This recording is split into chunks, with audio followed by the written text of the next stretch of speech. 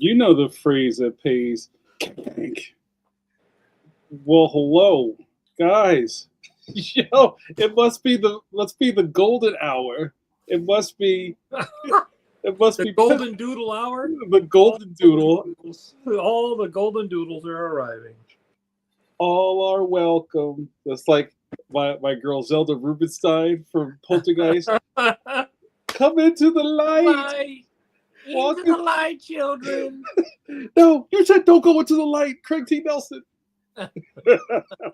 And also here at 8 o'clock Wednesday, EST, we show our age.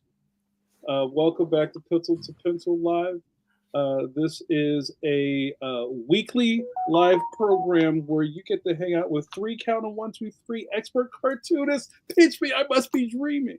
I'm sorry, we've had our funding rescinded. So it can only be one cartoonist now. Yeah, due to budget cuts. So let's do a round of introductions. Hello, I am your first humble host. My name is Jamar Nicholas. I wear many hats besides this white bucket hat. I am on the board of the National Cartoonist Society and also the Philadelphia chapter chair. Go Cheesesteaks! On top of all those things, I also am a graphic novelist. Leon the Extraordinary is my series at Scholastic, underneath the graphics imprint. Leon Worst Friends Forever is in stores now. Cop it, why don't you? Guys, I would be remiss. I would be in remission if I did not introduce my cohort, co-conspirator in the master of the atomic elbow drop. He's coming back for his webcomics crown. I saw him in the green room. He was making the belt motion. He was doing discount double check. He's coming back for his crown.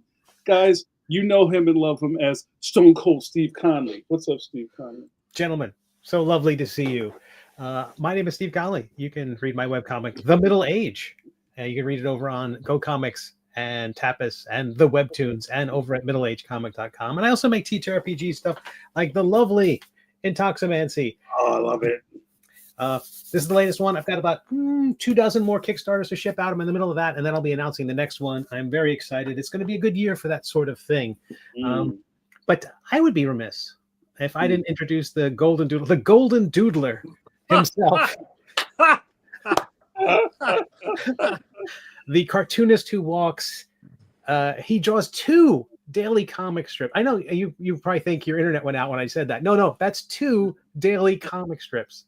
Mr. Mike Manley. Hello, everybody. I just brought my 25 pencils. I've got You're so spoiled. I know. I'm so spoiled. You know. Yeah. What is that? I've been seeing that going around. Everybody's like holding up pencils. What is that? That was El Cheeto's thing. Like you don't need 250 pencils. You know, you need like 5. Oh, that's what that was. Yeah, kids today running around with all them that whole bandolier of pencils. Yeah. I like looked up from my desk and I saw everybody posting pictures of holding pencils. I'm like, what did I miss? So no more 64 Crayola. Oh you can't even get the pack of 8 anymore. Damn. You know what I mean? No more Rainbow Coalition. You're gonna get, a couple of red, a couple of white, a couple of black, maybe a orange or a blue. Oh man, you're gonna have to start mixing You're gonna have a Zorn palette of. A Zorn. You're gonna have to mix, 2 or 3 primaries, and that's it. Yeah, all right. Yeah, we're doing some deep diving. So Mike, we always like to talk about. We all marvel at all of. Let's just keep it fair. We all work hard. We all are in the trenches. We all are in the chair, as Mike likes to say. But we all kind of like stop and take a breath when we realize that you're doing 2 daily soap opera strips, well, legacy strips, adventure strips, soap opera strips at the same time. And the lift on that has to be incredible. I would like to ask you, Mike Manley, and I know the answer because we've been buds for a long time, but what is your work-life balance if you have What does that mean? one. I guess he answered my question. What does that mean? What is this balance you talk about? You know, you just there's so much that you have to do every day, and so much has to be done by certain days of the week, and however you want to split that up, you know. I usually get a day off, day and a half off a week, you know. But even on my days off, I don't ever just like sit around or something. You know, like a couple of weeks ago, I did that con.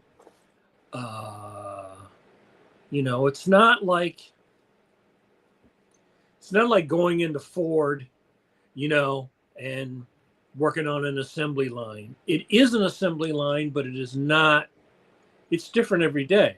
You know, every day is a different lift, you know. And you have some days where, like, what was it? Yesterday? Well, it was a shit day. I didn't really feel like working. But I have that, what I call drawing by instrument. So if I sit, even on a shitty day, I don't want to work. I don't feel motivated. There's no muse in the entire zip code.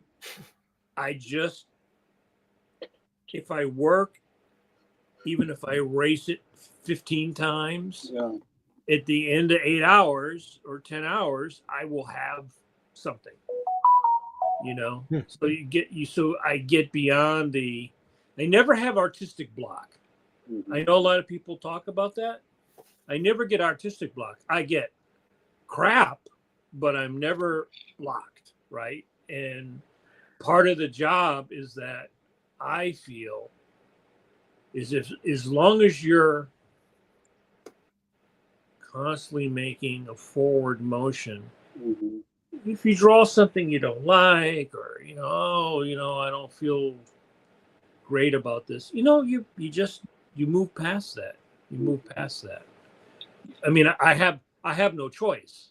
I mean, that's the other thing. I mean, the reality is, if I'm producing 14 strips and I'm, penciling it and inking it and lettering it, and if I don't produce a certain amount a day, then I have really heavy days, and I don't work all-nighters anymore. I used to do that, man, probably up until 3 years ago, but I don't do all-nighters anymore. So, I have like last night I worked till 2, but I took a little afternoon nap, and I watched. What did I watch? I watched something on TV or on my iPad, and then I went back to work. So it's like I can complain, but I can't complain. Yeah. And the reality for me is that, in fact, I just talked to Tony DePaul today, the writer on the Phantom. And I was saying, there's a lot of things that we as artists can bitch about, because artists love to bitch. I mean, that's just one of the, if you get 2 artists together, it's a bitch fest, right? If you get 4 or 5 or 6, it's a real, and artists love to do that, I mean, that's just, we grouse, right? But if you back all the way up, I have steady income. I can make my schedule my own.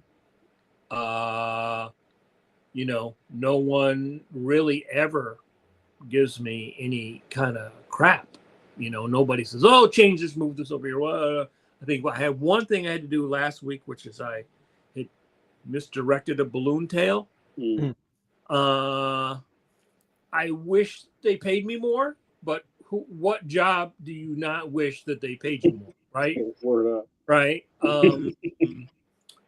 And I wish a lot of things were different about, their website and the industry as a whole, and the brushes were better and the ink was better.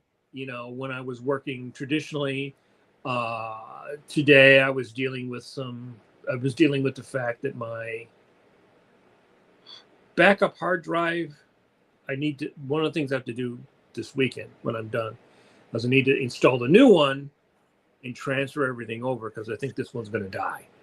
Yeah. Oh, you hear that death rattle? No, it's a solid state, so Okay. it won't death rattle. It'll just brick. It'll just that's even worse. Right. Yeah.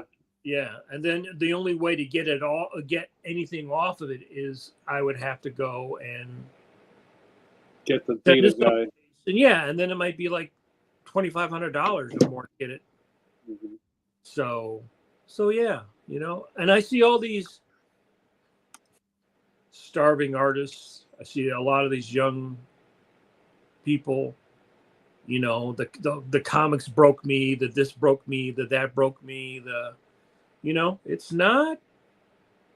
So I feel, even though I'm not always happy about things, I realize that my particular set of skills have put me in a decent position. So, but one thing I was going to say about, as I'm always secretly kind of just like nudging you guys around and trying to prompt you for things. One thing I've been enjoying of Mike's social media lately is I'm calling it your touch grass morning photo. Right, because as much as, and there's some people in the chat that are already kind of like Juan, and some other people are like, what work-life balance? But I'm not trying to drop dead, y'all. I'm just saying. So like Mike's been showing these pictures kind of like every other morning of him sitting, relaxing with his morning coffee and like looking at the birds. My yogurt and blueberries, Like I mean, even if you have to hurry up and get to work, you need to kind of savor those moments, before the craziness of the day starts and it's quiet. And you can just kind of like get yourself set. It's different, but though it's different for everybody, right? I remember when I was sharing L. Williamson's studio, he told me I was the only cartoonist that he knew that could just come in, sit down, and start working. Like Al would come in. No bullshit, right? Like, his little routine. I mean, a lot of mornings it was fun because one of us would stop and get coffee and donuts, and we'd kind of sit around and yak or whatever. But everybody has their own routine, right? Some people can't get cooking until 4:00 in the afternoon, right? Some people get up. Most of the older cartoonists I know, even if they used to be late night people, became morning people. And if you had a family,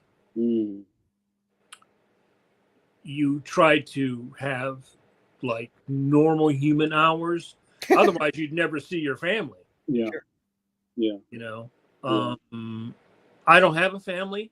I don't even, since Fetchin passed away, I don't even have a little animal to take care of.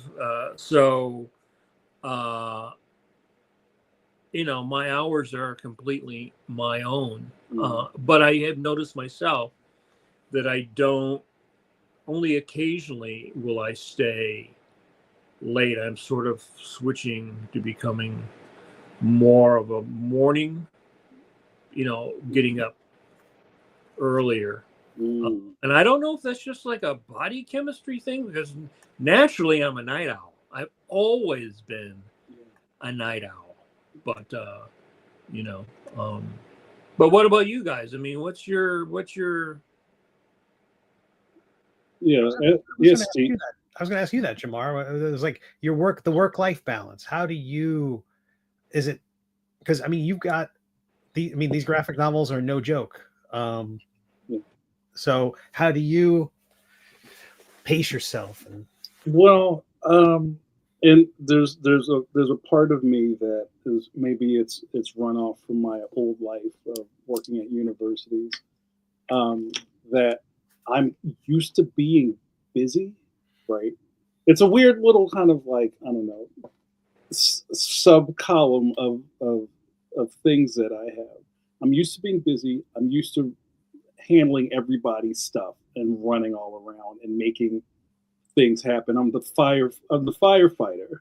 You know what I mean? And so when I kind of put all that down to just be in the studio full time, I kind of, I don't want to say I missed it, but I felt like I could do a little bit more with my day and just like, you know what I'm saying? Like I felt like all of a sudden like I had been creating, somehow pulling 9 hours after my full-time job to kind of keep my career going. And then when this became my whole thing, I was just kind of like, well, I've got more time. You know what I mean? I can do more stuff. And I think that's where the Cartoonist Society happened. Right. You know what I mean? And I just kind of, hey, you guys need something like this? I could do that. Oh, you want to do that? Sure. And I did it. You know what I'm saying? So there's parts of that I think kind of help my mental state. I'm also used to being around people. I'm used to managing teams. I'm used to having assistants. I'm used to being like the eye of the storm, so to speak. There's always things whirling around me. And now it's a little quiet. So I kind of have to create that for myself. But as far as the schedule, I keep office hours. I don't honor them half the time, but like I have a thing where I work 10 to 6, and I think that also comes from my old life. Like I need to be here at these times, and everything else after that is overtime. Okay, you know what I'm saying? So it doesn't help me not fall asleep in his chair every night. You know what I mean? But I feel like my balance is probably just from keeping those office hours, walking the dog, like it kind of keeps me from like turning into a potato, and just kind of like getting out and just smelling the flowers, so to speak. What about you, Steve?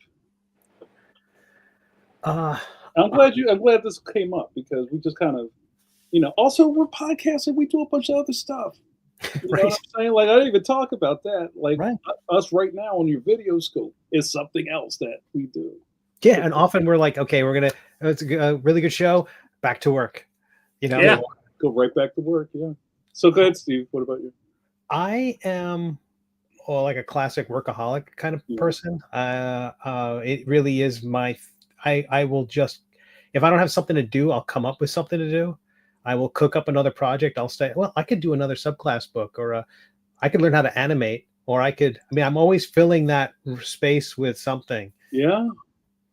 So I don't, that balance is more like I just need to make sure I'm present to the people with the people in my life. That's something I've been making more of an effort to make sure I start my day and end my day in a way that's present and not with my head down on my iPad or. That's a big one. Be present. Well, I was going to say, and just kind of talking about people with families and thinking about the old ways. Like there's no Roz Kirby's anymore. Like, you can't like have your door closed for 20 hours and your wife puts a plate in front of you and kisses you on the forehead. You know what I mean? And then goes and vacuums or whatever. Like that old school stuff doesn't work anymore. Like if you have to be present, like you said, like there's responsibilities, kids need stuff. And I don't think you can get away with daddy's busy. Right. As a lifestyle. I could be wrong. You know what I'm saying? But it just, I think that being present part is a really interesting. Well, the difference is that most people that have that kind of a job, daddy just doesn't fucking come home. He's at the office. He's traveling. He's doing stuff, right? Mm-hmm. Where, as an artist, if you have kids or you have a girlfriend or a wife, they're going to be there. And at some point they're going to go, what do you want for dinner? I'm hungry. Right. And then you have a discussion about what are you going to order? I don't like that. Or what, if you have kids, yeah, until they're teenagers and they don't want to be embarrassed by you anymore. You have to, you got to put your time in, or you should, I say. Dad never wears pants. Yeah, exactly. But there is a definite understandable quality about this, living in capitalism, that you have to work, and that it's a get out of social events card that you can play. It's one of the only acceptable ones, sort of illness. But it's a thing where I found, like, initially in my career, I needed to do that in order to say, listen, I have to do this thing. If my initial comics didn't make me any money, I would never have had any excuse to get out of obligations and things like that. It was weird that turning it into and calling it obligations is something like, having some fun with friends. That's my impossible work-life balance, where it's like, definitely thumb on the side of the work part. But I don't know how I would have had a career if I hadn't done that. I wouldn't know how I'd have a career if I hadn't decided to work so hard and neglect people. Oh, I hate right. Well, but that ties into what I'm always saying, is that you had the person that was part of your personality. Yeah, screw loose. You had the personality to sit there and to do that. Now I see increasingly on my social medias, artists falling out, hard luck. They're asking they got their GoFundMe and everything. They're having a lot of people having a really hard time. Yeah. So, most cartoonists are probably like most Americans. They are probably one or two jobs from really being severely in trouble. Yeah. Right. And nobody is I'm not making any more money per strip 16 years after I started working for King Features. And as far as I know of, nobody else is making any more money. In fact, most of the people that are working for the majors are making less money than I made when I was working in the 90s. And even if you were still making the same amount of money, technically it's less. Right. Oof. Right. So again, being a successful cartoonist, I think, is like a combination of all those factors we're always talking about. Right. And, the one thing that you can't control necessarily is how much other people are willing to pay you. All you can do is decide whether what they're willing to pay you works for you, right? If you're a really slow artist, or you have a really, really detailed style, there's all these. It's like your decision, your choice. But yeah, it's a rough. I've seen 3 or 4 people in the last week, doing GoFundMes and stuff. It's real. So let's pause there, and we're going to pause without me having to say something untoward. Guys, welcome to the show. After 30 minutes, we have a theme tonight, and this is all for you, dear chat. We are in the era of asking the cartoonist. Shout out to Mike for that great graphic, and for Steve for compositing it. So we've had things like this before, but I think the energy is strong here tonight, and we're going to maybe get some really good questions. I've said 1,000 times in the show, and for some reason it bothers me so much. I don't ever want to be seen as a talking head neckbeard guy. We're expert cartoonists. Right, because I say all the time, you go around YouTube. There's a lot of comic book shows. There's a lot of interview things with the Chris Farley character from Saturday Night Live. Hey, remember when you drew that thing? I guess. Oh, it was cool. That was really cool. We are not that. I don't care about who would win in a fight between Wolverine and the Hulk. I'm sorry, I don't.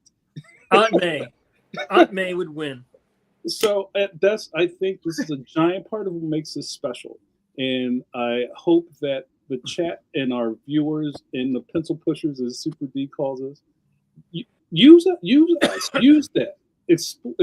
Exploit us tonight. Ask us questions about the business, about cartooning, about being a successful so and so. All that is on the table tonight. So ask away. So I just wanted to prime the pump. What'd you say, Mike? Our secrets are yours. So we already got. So hey, what up, Super D? Speaking of D Parson, read Rosebuds in your local newspaper. These are the new young guns of the comic book page. We got D Parson, we got Tawheed, we got George Gant in the building, getting contracts in 2020. The new hunchbacks. Yeah, Or the old hunchback. These are the new people that are daily hunching their back to bring solid comic enjoyment. That's right. So, and look, and like I always say, that we got a whole lot of superstars in that chat. So we already got some questions queued up. So I'm just going to get started. So, our best bud, America, this is you. Oh, Tom Zala. I thought you were going to say something else. America. No, I'm not going to do that. Yeah. TZ says, don't you have 3 different backups plus online services plus a RAID for your files, Mike Manley?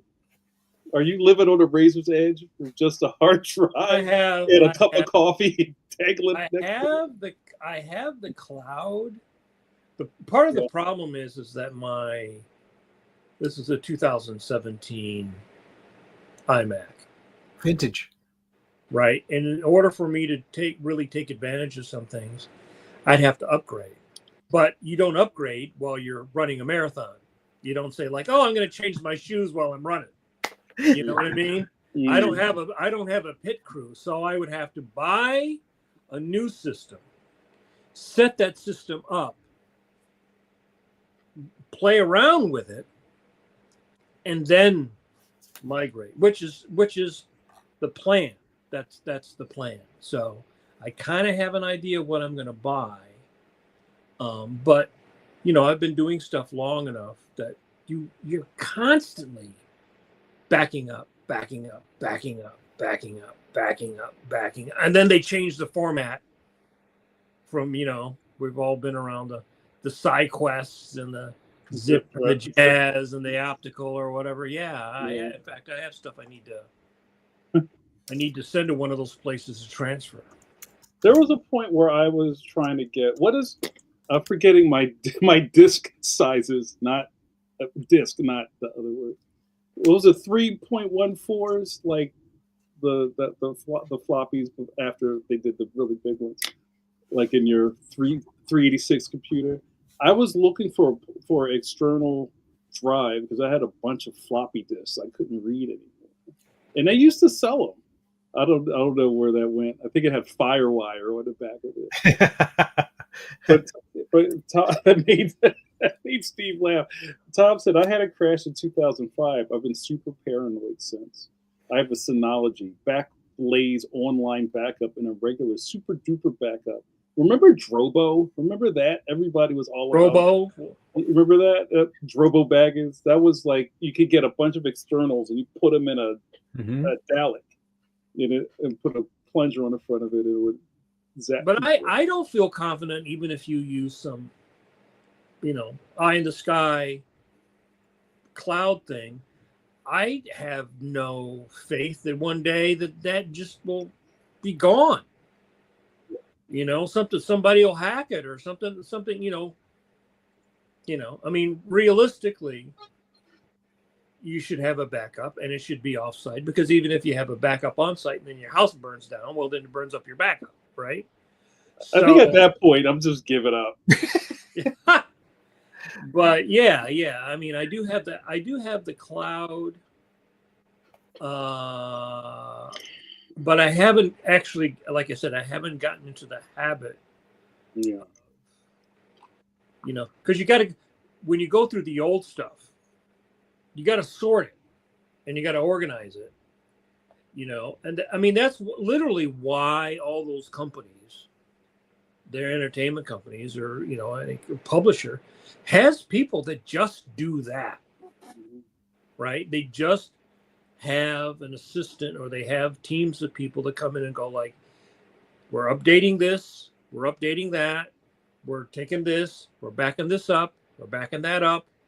Because that's a lot of work. That's a lot of work. I mean, usually what I do before I start the next week of strips, I go through my desktop and dump stuff, like all those reference that I downloaded, right? Which might be like a bajillion, you know, might be 100 things that I downloaded off of Google, guns and horses and dogs and trucks and whatever. Your search history's got to be crazy. Right. Yeah, it is. Right. They, you know, I'm sure the AI looks at my search history and goes, what is this guy? He's, you know, because you're even like Googling, you know, woman, back view, crouching, shooting a bow, right? A bow and arrow, right? Pause. Right. So there's a lot of stuff like that. Like if there's stuff that you can draw raw out of your head, there's stuff that you have that you need reference for. I don't have the luxury of having models and having the time to hire a model, shoot the model, and then use the model. So that's why I use the little Fison guys. I use you know, I use these guys. Right, straight butt that you just put on the camera. Right, but yeah, I mean, when you're drawing a military vehicle, I try to find every photo, front, back, side. You know, if I'm drawing a Jeep, because if I can find a photo from a Jeep that I can just basically draw over, that saves me time. Right now. In fact, I was just talking to my buddy John Hebing yesterday. There used to be that, what was it, where you could go and you could get the file, and then it was like Poser for guns and cars and all that stuff. And you can front load those in the clip, right, and use them as 3D. But you know what? I was having a discussion with him with that in the perspective grid. Yeah. The way I work, the way my brain works, the way I think. I tried that on some Phantom stuff. Where I found this BMW and I'm trying to get it to where I've drawn the figure low angle, and I want the car behind. So I'm, it's FTTV again. By the time I did all that, I could just fucking draw it. Right. You know what I mean? It's just like, because you can do that with guns, right? Yeah. You can get like a AK-47 and then you can rotate it, right? So if I went to Clip Studio and then I got the perspective thing and then I put let's say I was drawing a Judge Parker strip and they're in the kitchen in that weird fucking bizarre kitchen that they have, right? That looks like a diner, right? Now, if I wanted to pose all the little posable things, right, all the figures, and get the angle, right? And then draw. I just might as well just draw it, because by the time I put all that stuff together, I just draw it. Right. By the time I get the perspective thing, yeah. Well, maybe I don't like that. Maybe I don't like that because I know my perspective enough to be able to break it whenever I want for that particular effect. I'm glad you brought that up, because I think, not necessarily that there's a bunch of younglings watching this, but the fact that because these programs do this stuff, I think people feel like they have to use that stuff. You know what I mean? But what you just said is like almost like practical effects in a movie. Let's just make the puppet and then move it across the thing. It's better than a CG. You know what I mean? What That's I'm old trying school. to get is out of my head. My vision, right? Yeah. So anything that aids me in getting my vision, great. Right. But what I find is the way that I think, trying to make the computer fit how I think, the the program to fit how I think. Right. Mm-hmm. Well, Juan, our resident mangaka, Juan, hold on, what time is it there? Oh, it's more. Ohio gozaimasu. Says, Mike, I need to give you a tutorial on how to use 3D and perspective rulers and clip quickly. So we might have to take a tutorial from the master mangaka. I appreciate that. I just don't think I need it, right? I don't think that I need it. I can use if you know perspective, you can break it. Then it's your tool. It's an expressive tool. If you look at Gene Colan, I always use him because he's a guy whose perspective was very personal. You could tell, like, from a quarter of a panel that it was Gene Colan just by the way he warped everything, right? Or Michael Golden, or Russ Heath, or Joe Kubert, or Jack Kirby. These artists all had their own personal way of using perspective, right? Like if I really need to draw a 3-point perspective, I can do it very accurately. But what I'm trying to do is to draw something dramatically. Right. And I'm using it as an aid to make my vision the way that I want. Okay. So one of the things you will notice by somebody like Miyazaki, or does something like Kirby would do, where he would have a horizon line. It would be a 1 point, but he wouldn't have the vanishing point in the middle. What he would do is he would move the vanishing point away from the center, and it would give it much like a slight wider angle, like you were using a wider angle thing. He consistently does that. Now, you would never know it unless you drew it. Right. You would you went over it and you worked it out. But that's what I'm talking about. You know it well enough to be able to bend it where you want it to give you the feeling or the effect that you want. And I think at this point, I want to draw. I don't want to spend any more technical time than I need to give me what I want. And there's also, it's just me.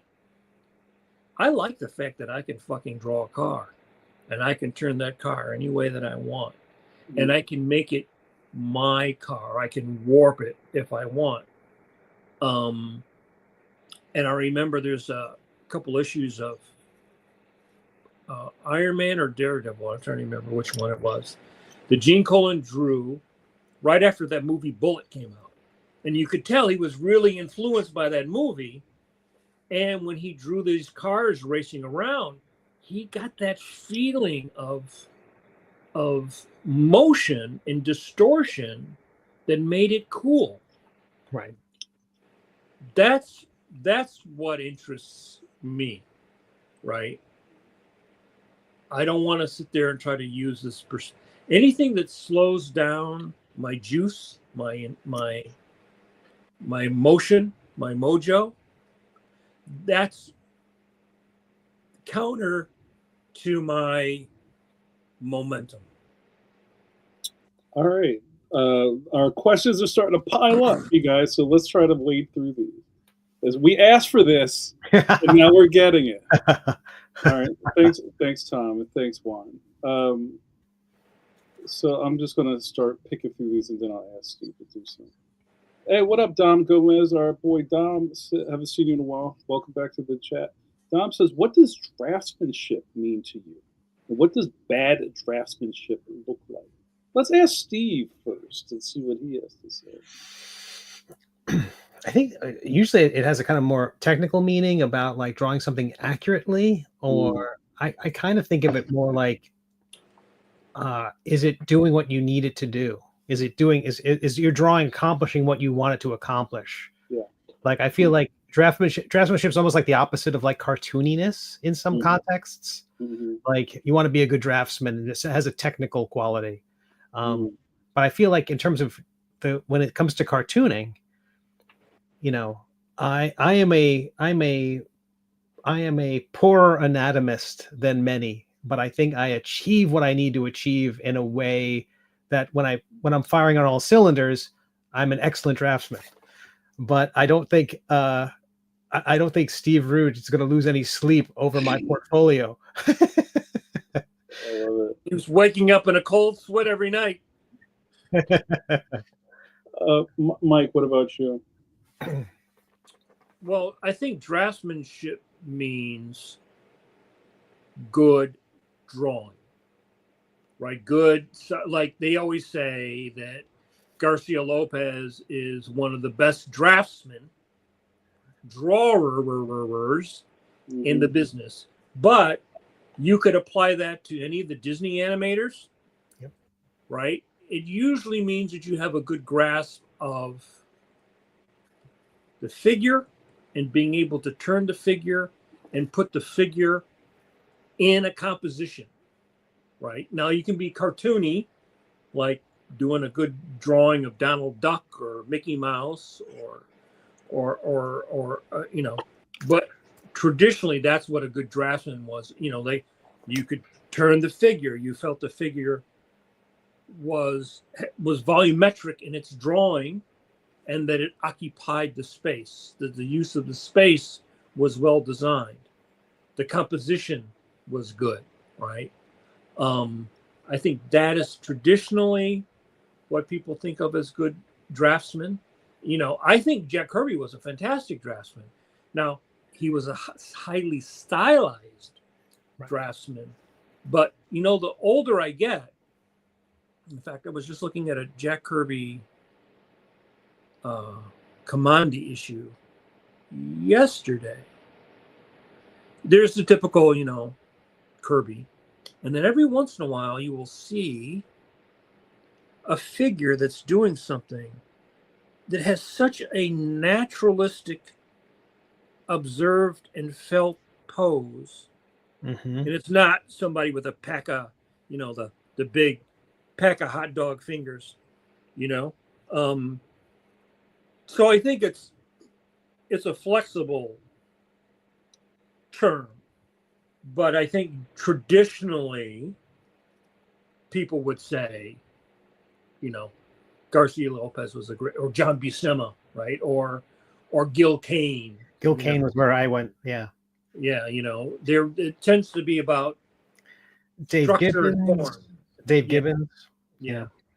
Yeah. Russ Heath. Oh, Russ Heath. You know, that guy could draw a tank like. You look at those DC War comics that he did, just fantastic drawing of all that military stuff, which is, you know, that is really, really difficult stuff to draw. When he drew all those haunted tanks, or he was drawing that Jeb Stuart tank or whatever, it's just amazing. And it's also dramatic. It's also entertaining. You know, it's not just like a schematic, you know. Yeah. I think about that in terms of cartooning, like how Nick Cardy and Ramona Fradon, and they had this kind of like they were like it just worked. It was beautiful art. Yeah. Cool. All right, I'm gonna keep going. now I'm getting paranoid because I want to get through all these questions. Oh, yeah. We got through our 2 questions and we're done.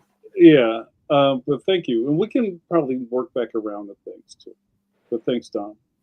Oh, all right. Thanks, Don. My interfaces aren't really working in there. Oh, what up, Michael?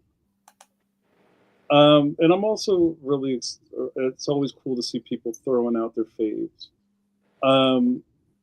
Okay. Dwayne Muth, checking in from YouTube. Hello, Mike. Just the Mike. Hi, Mike. Will you please bring back Monster Man? Any updates on Monster Man, Mike Family?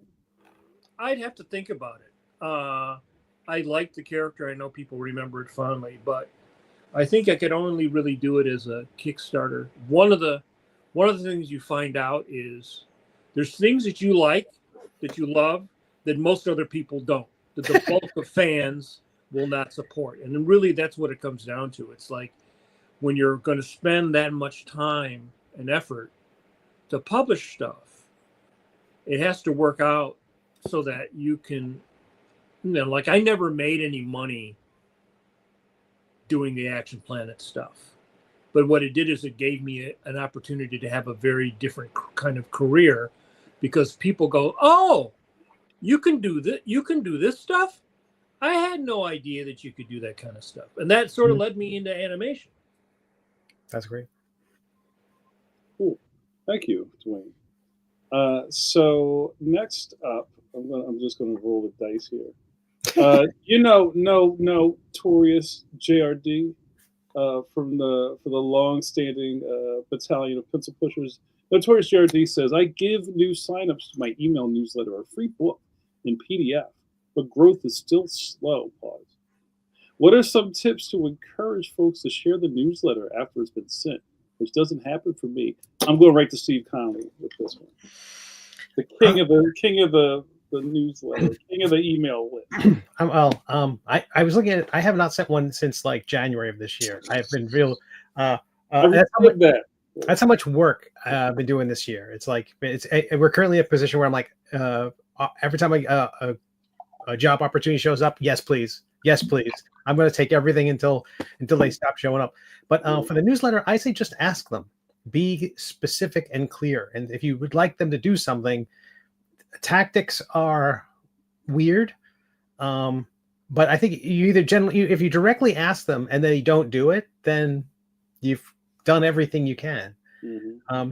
If it's a single PDF, you could change that PDF up every once in a while.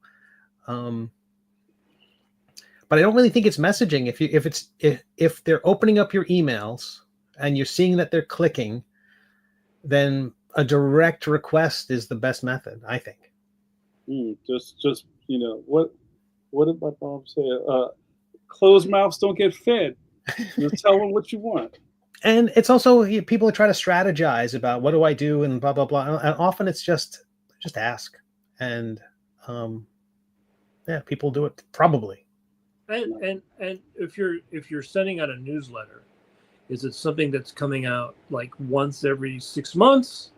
I mean, people are also bombarded by so much stuff every day. So I think that's the big thing about where we are now as artists, right? On any platform, is the churn is incredible. You could scroll all day on Instagram and you could just go. There's so much stuff. So I would think that you have to constantly be reminding people, not once, like several times a week. I mean, that's one of the reasons why I post stuff all the time. Because if I don't fly my flag, nobody else is flying my flag. King Features is never flying my flag. And right? About emails, signups that give away a freebie.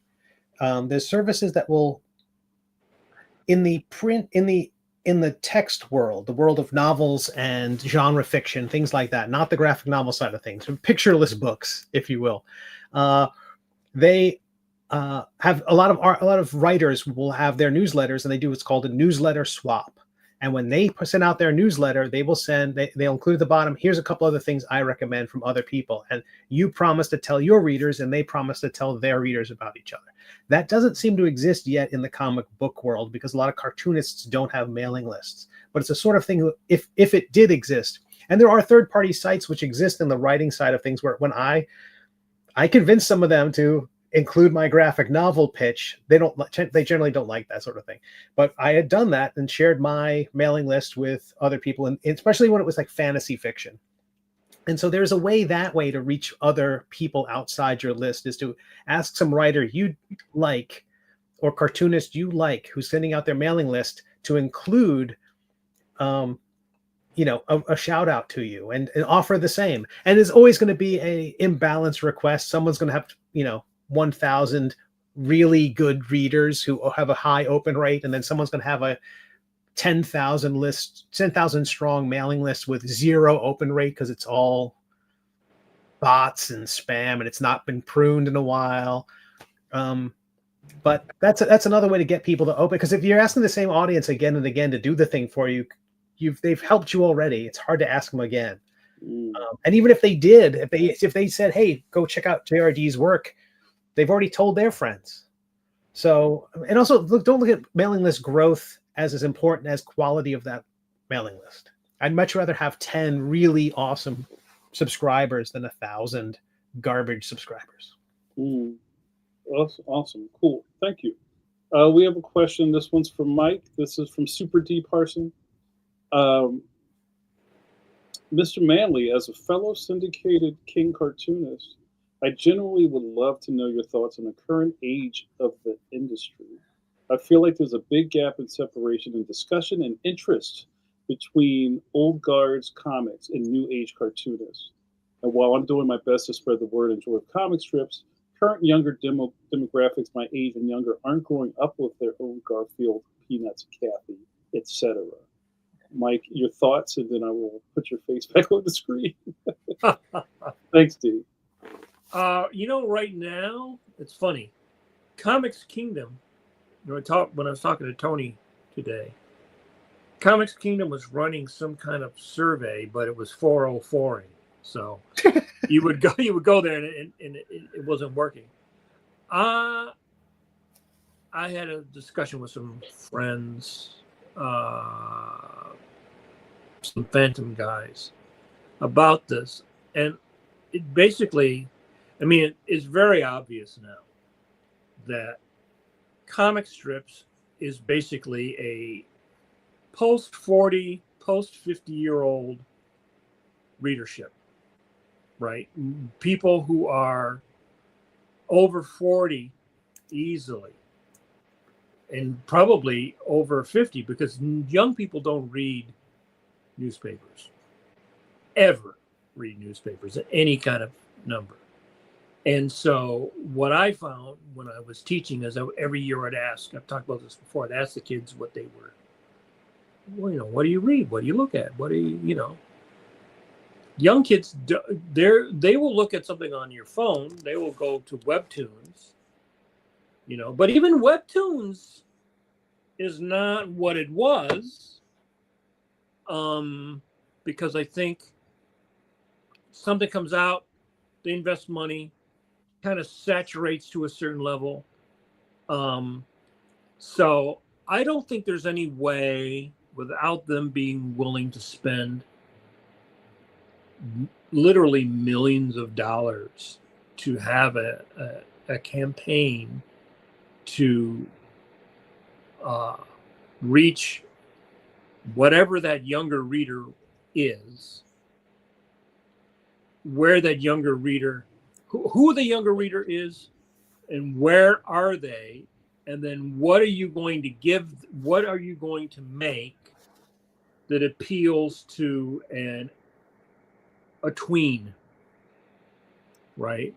So, every strip, except, any strip, if you think about it, that's been going for at least 5 or 6 years, is almost a legacy strip in that respect, because newspapers mostly run strips that have been around a long time, because the readership that supports those strips is the older people who read newspapers. So they want to read High and Lois, they want to see Wizard of Id, they want to see BC, they want to see Ziggy, Ziggy, whatever they've been reading for, since they were younger.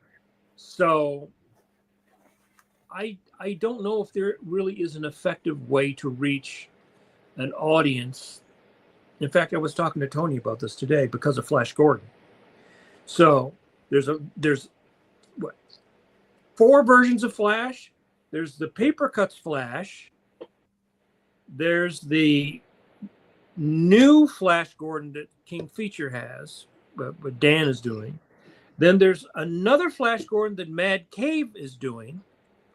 And then they still run the old Flash Gordon, right?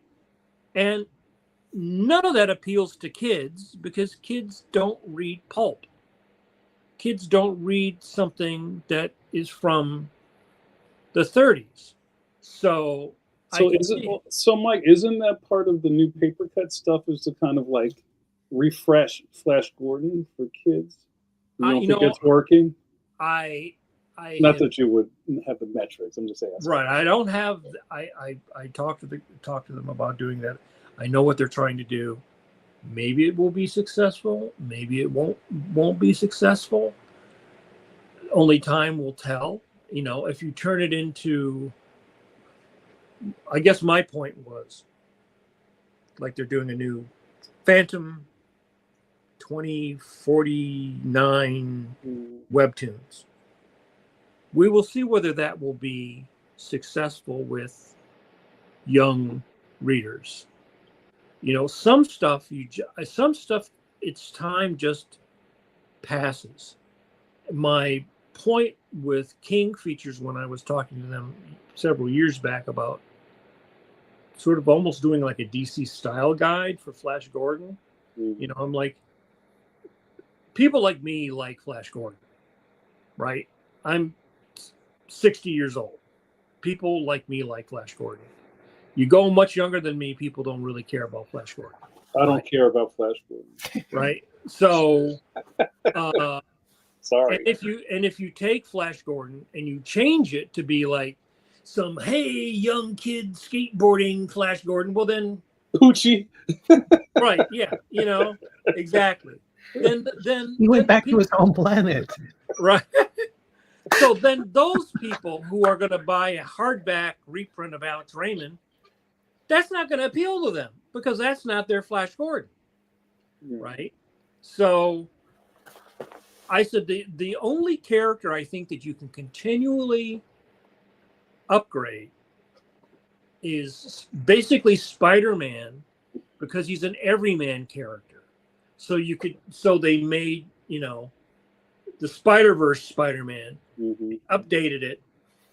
You take the premise of him getting bit by the spider and he's a nerd in high school, but then, you know, you add a contemporary vibe to it. Is much easier than like, oh, I'm swearing on the skull to carry on the, you know, the mantle of my ancestors, you know, and then he's in the jungle. And I think it's a much harder lift to take that. So now they're going to take the Phantom and they're going to put him in the future. So maybe you're getting rid of the Skull Cave and all that other stuff. So we will see. I think it's really hard. It's really hard. I think the best you can do is to find out what your level is and then cater to that, you know. Because if you're not spending a lot of money to do research and then money based upon the research, you know, what does Coca-Cola do? They create a demand, right? They create a demand. They do a research. They bring in a new flavor. They test it. You know, I mean, Disney does that. They do research. These big entertainment companies do research. They'll show a movie and get feedback on it and release it anyway. Right. You know, but the thing is that nobody in comics has that money. Right? No one is going to go spend $2 million to do a big market research on, you know, supposedly Comics Kingdom's current website is based upon some kind of market research. I don't know what kind of market research it is, but so that's, you know, that's what I think. I think. No, I don't mean to cut you off. No, go ahead. No. I think what you guys are doing is probably the smartest thing you can do. Is like, I know a lot of you guys are really heavy on Instagram. You posting your strips on Instagram ahead of, you know, on top of whatever your syndicate is doing. Because I think the syndicate, like Mike is saying, is always funneled. They always point this way, but you're the one who's in the seat who knows that the people aren't looking over there. So I'll point them to where they, you know, pointed at where they're at. So, you know, if you're kind of finding purchase in other avenues and you need to say things like you can read it here or you can read it there. You could go to Comics Kingdom, or you could go to here. And I don't know if that gets into like you get into trouble with your syndicate for doing stuff like that. But if you know that people aren't going to that, you got to get their attention somehow. All right, thank you, Super D. All right, so let's go to some more questions. Sean Chai from Australia, good day, says I think it's super fantastic that we have people who are watching from Japan and Australia and crazy places like that. So thank you so much. If the money suddenly disappeared, let's just stop right there. Good night, folks. Yeah, and you had to get other jobs. Would you still make comics as a hobby? That's pretty cool. Yeah, of course. But I think I would still be just trying to I think we'd still be doing the same exact thing, except you got to keep your lights on somehow. So I think you would just kind of switch polarities, not necessarily stop. Yeah, you're describing my first 10 years in comics. Yeah. Steve, did you want to add to that? No, just that. It's just that it kind of is a hobby in that.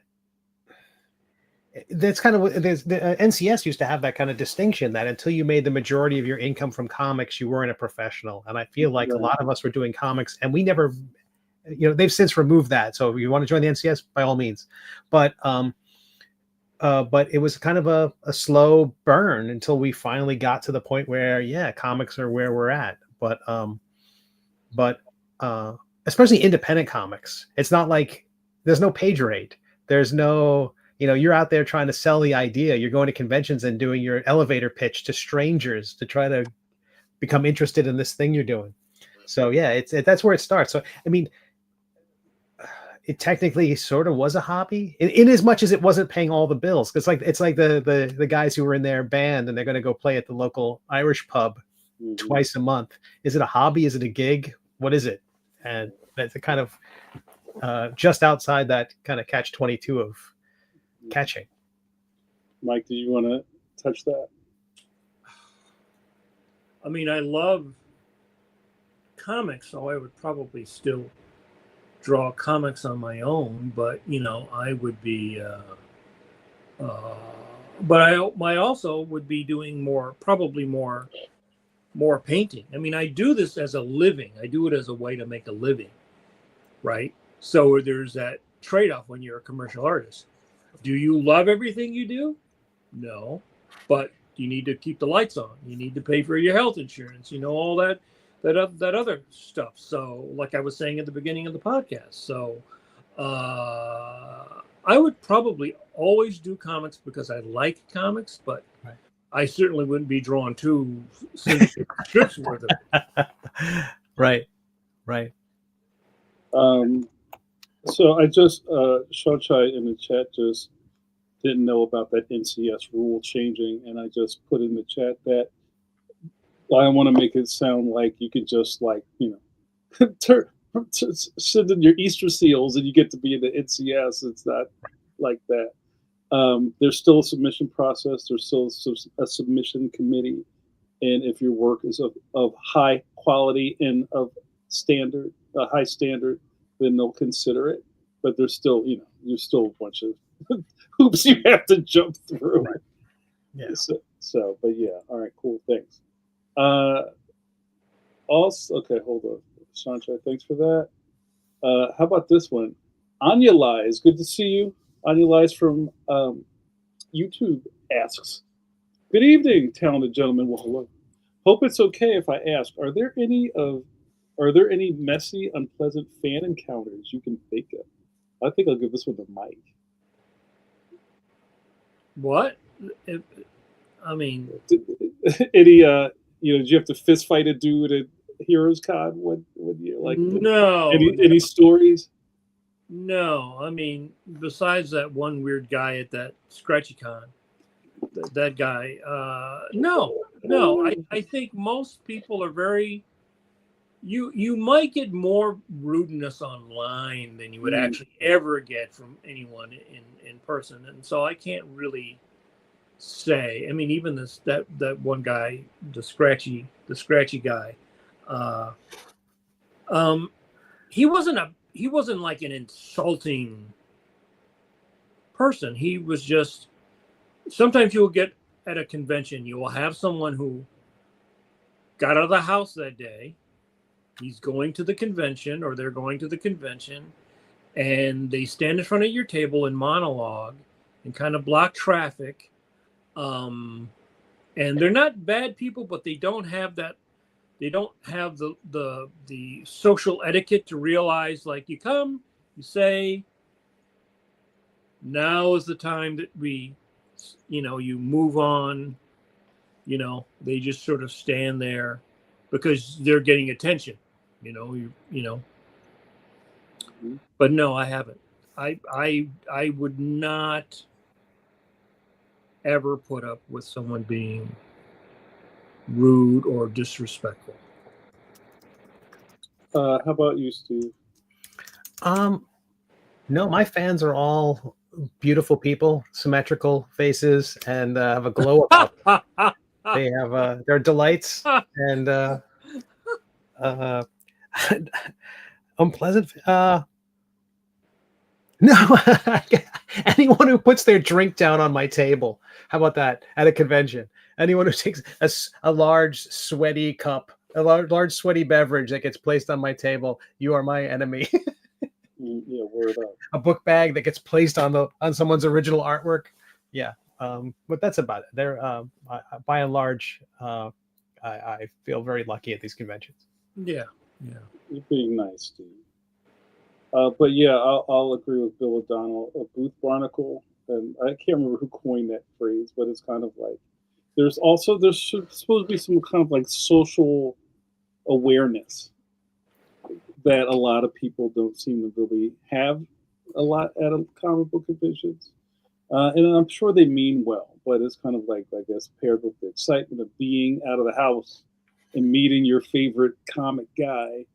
And but some are lovely wingmen who are wing folk who will help sell books and help sell merch. You got to read this. You got to read this guy's stuff. I wish there were more of those guys.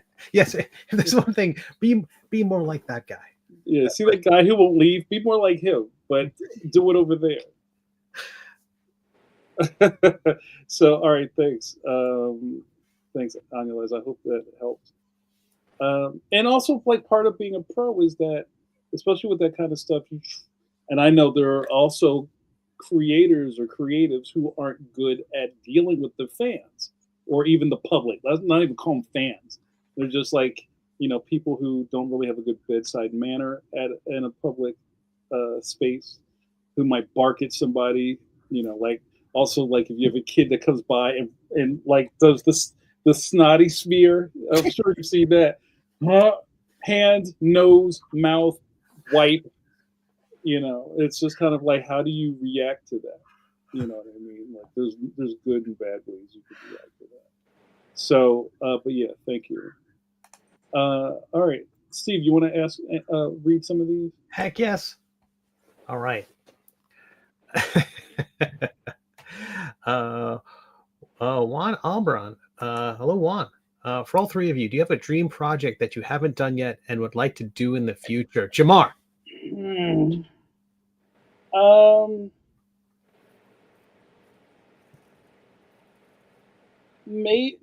Well, I'll say this: I'm already living the dream.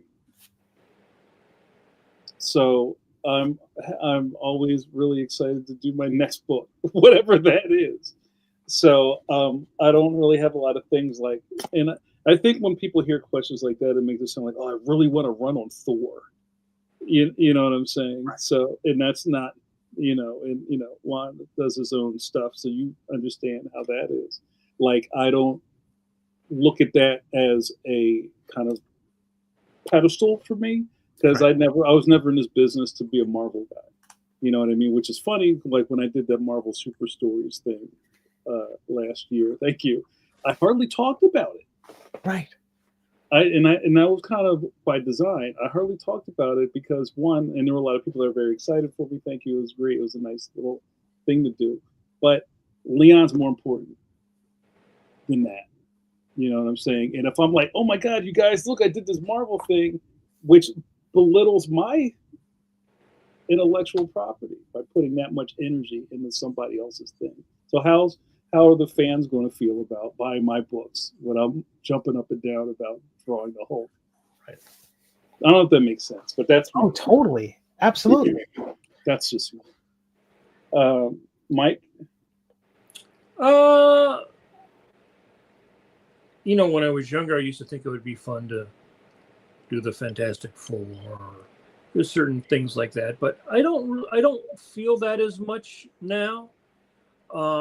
If I could just work on my own stuff, I would probably be happier, because the reality of working on one of those projects is never as much fun as you think it will be. Because you're going to have all this corporate structure, and they're going to have their thing, and then they're going to say, oh yeah, you can do the Fantastic Four, but the Silver Surfer's dead. Mm-hmm. Or the Dr. Doom is, now Dr. Dooma, or whatever, So I don't really think of, when I was younger, when I was younger, but now, no, I would much rather work on my own stuff.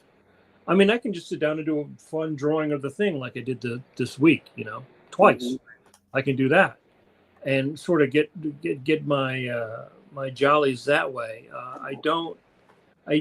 Just because the nature of the business just sort of makes everything a lot more complicated. Mm-hmm. Yeah, that's a great question, though. Steve, do you want to answer? Well, I do like. I really like both your answers. And Jamar, I think if someone asked you 5 years ago what it would have been, you would have said Leon, right? So it's like, that's pretty amazing. It's pretty amazing to see it from this side of things. I think the dream project for me would be to be able to do more comics, more in a more dedicated way. Currently, I juggle a lot of stuff. I'm designing a book right now. I'm designing park signs right now. I'm designing 2 websites. There's a ton of stuff that I'm doing that isn't comics, and so the only way for me to get out of that is to, and I like to design also the RPG stuff, because it's still the words and pictures of my own creation. Everything inside this, it's a D&D book. Everything inside here is written and drawn by me. This is like, it's just a different kind of comics in my head. But the idea that to be able to do that stuff in a dedicated way requires me to build up my Patreon audience to about 6 times bigger than it is right now. But if I got there, that's what I'd like to do, is just live in this silly world and make my silly stuff. So maybe if we come back to this question in a few years, that's where I'm at. Nice. But thank you for that question, Juan. That's awesome. And good to see you. We got a question here from Mr. Matt Waringo. Ooh. Hello. Comics royalty, as we say. Oh, wait. Got my Ringo glass. The game we're playing? Yo, where'd you get that? 2024, the Ringo Awards. Oh, I wasn't there. Boo. I want one of those, though. But working a desk job with long hours wrecked my back, among other parts. How do you guys work getting away? How do you guys work getting away from the drawing table into your routine? Exercise routine? I guess it could be anything that keeps you healthy. I mean, because Mike, you're at a table for, use 10 hours a day. How do you keep from just, at 10 hours later, just being a pretzel? Yeah. Some days you are. Some days, you work out, go for a walk, ride the bike, stretch. I mean, it's just, there's no one who doesn't do this job that doesn't have some kind of eventual bad back, bad eyes, bad, it's just part of the job. Or like now you got all these people that are 30 years younger than me. By the time they're my age, they're probably, they're not even have arms anymore. They'll have had so many carpal tunnels surgeries and everything, Yeah. How about you, Steve? I've done Tai Chi and exercise for a while. I had really bad back problems, and mostly it was a golfer's elbow. I think it was a lot of working on. I think it was a lot of repetitive action. I never played golf, but a lot of repetitive action with a stylus on a piece of glass. You're basically pressing on something that is inflexible. And was that Cintiq or iPad? And this was the iPad. This was the iPad. I think it was all that chainmail of Sir Quimp and stuff like that. I think eventually it just started. The pencil wouldn't give, the glass wouldn't give, but eventually it was something in my elbow that gave. And so there's exercises, seeing a physical therapist, and then Tai Chi, and now karate and things like that. So this morning I was on a treadmill for 25 minutes, and at the gym lifting and stretching. A lot of stuff like that. It's the only way to do it. Otherwise, I'll be a pretzel. And also, when you see that documentary, that Miyazaki documentary or Studio Ghibli documentary of, what was it? The Kingdom of Dreams and Madness. There's like an alarm goes off and everyone gets up from their table and starts moving their shoulders. It's like, they got it right. Set some time up just to move around and stretch. And then he comes in with his bowl, back to work. No. Like I said, I think I get up just because, I don't know, not that I'm like achy, but it's just kind of like, I kind of have, I guess, like a built-in thing where it's like, yeah, all right, I need to get up, right. And if that's just not necessarily I'm doing stretches or hand exercises or anything, like I've done that, like talk to me in a couple of months when I'm almost done with this deadline and ask me about my car insurance.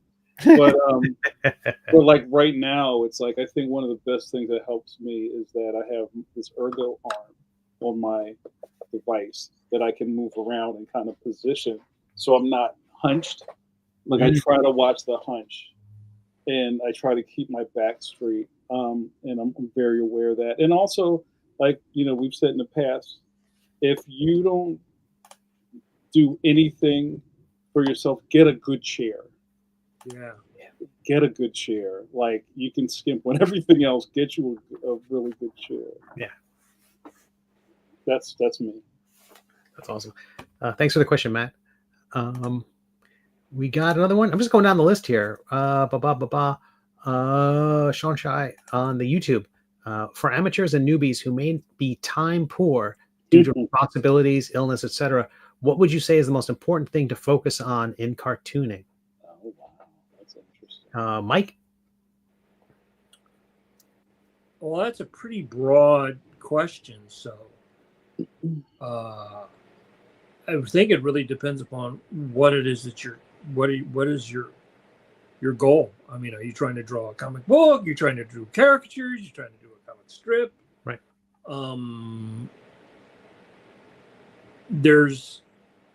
So if I'd have to have a little bit more of a specific question, I mean, if you're doing it as a hobbyist and you can apply 5 hours a week,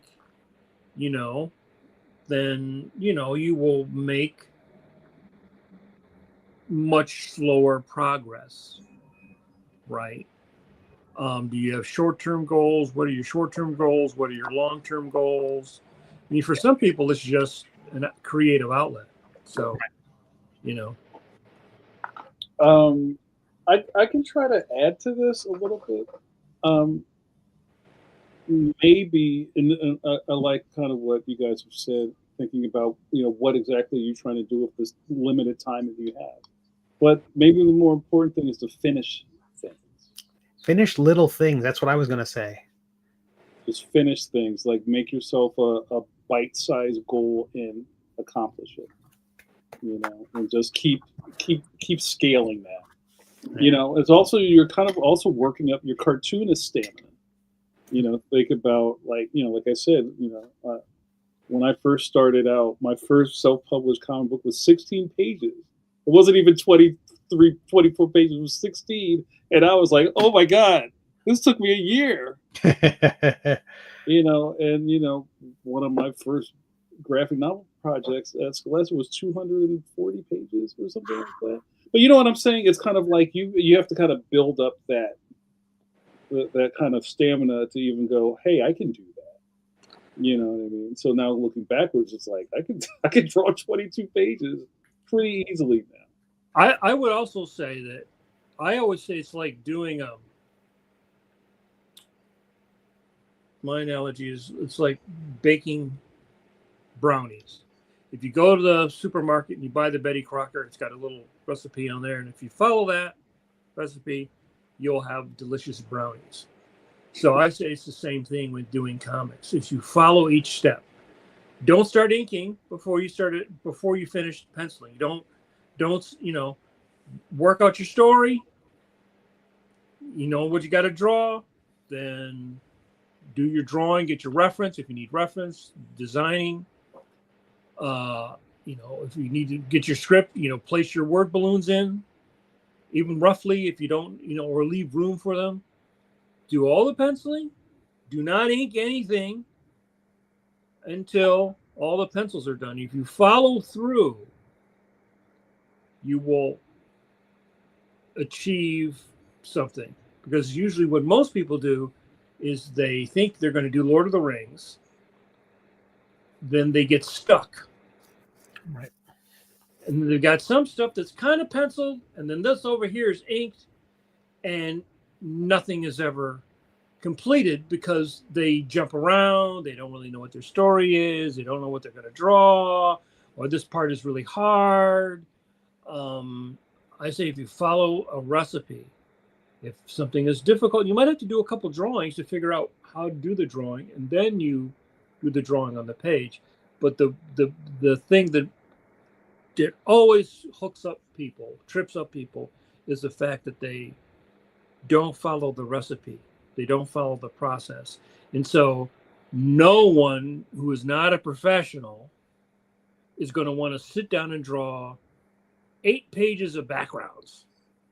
If you've gone and drew all the cool, fun stuff, and at the end you left all the backgrounds, you're never going to get through all that, because that's not the fun part for most people, right? So that's always my recommendation, is to follow the recipe. You can take a 8.5 by 11 paper, draw a 6-panel grid on it. You can draw it like stick figures, break your story down. Then you can later decide, well, this panel is going to be a splash page, or this is going to be 2 panels, or whatever. But now you know what your story is. You know what you got to draw. Then draw it. Don't ink it until it's drawn. Right? What? And I was able to get people to complete a 4-page comic in a 6-week, 7-week class, because I made them adhere to the recipe. That's great. That's the hardest part for the amateur, because you're going to want to sit down and draw the cool thing. You're going to want to draw the shine on the armor, or the monster, or the hot chick, or whatever. You're going to want to draw the action, the cool splash page, or whatever. And then there's that part of the story you're not so sure about. Well, I'll get to that. And you never get to it. And so the project just sort of dies of poor construction, because you didn't follow the recipe. So I would say that's my advice. That would be my advice, to follow the recipe. That's awesome. Thank you for the question, Sean Shai. We got a question from YouTube. WS Wist. Do you find it easy to stay on model and keep a consistent style on a book or strip project? I'd love to hear what you have to say, Steve. Me? Mm-hmm. Because I know you'll switch things up for projects, don't you? Yeah.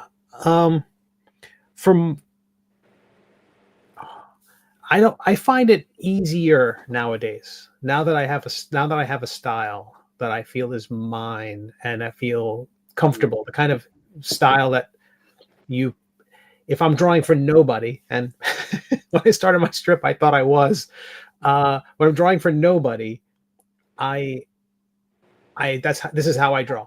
And so sticking with that and having a sense of this character who had a kind of distinct silhouette.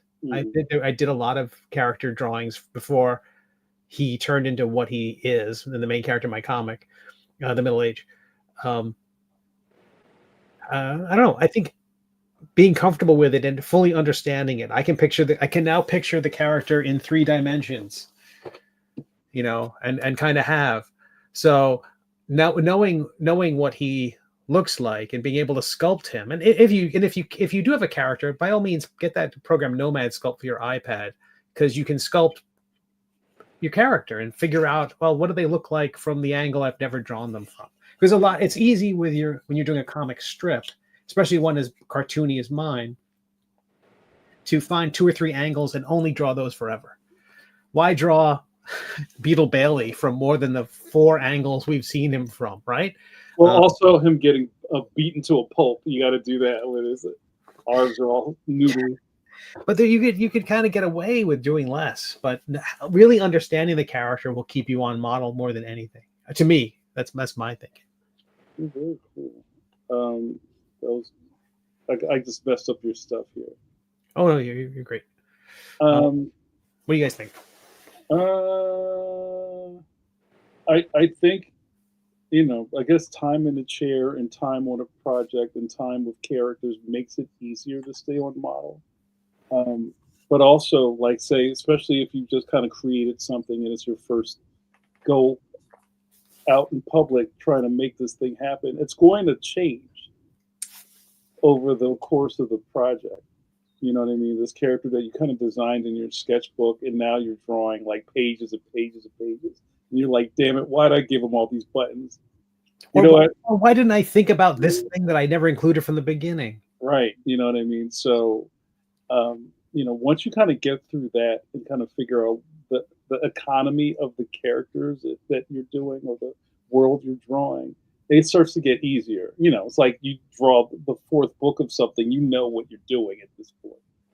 But I think that comes with just like, time working on the characters. That's my answer. What about you, Mike?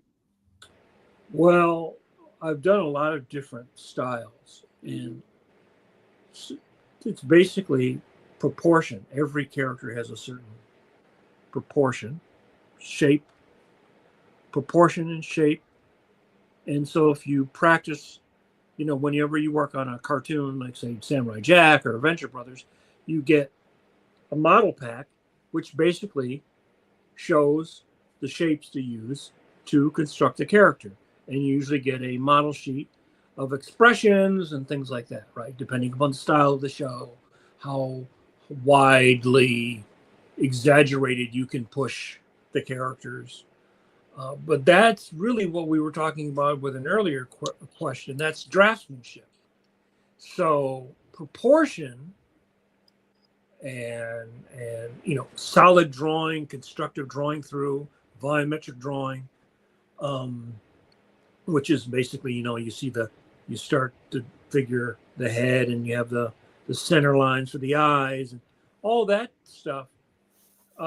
It's just standard in any kind of drawing where you're going to construct a character consistently.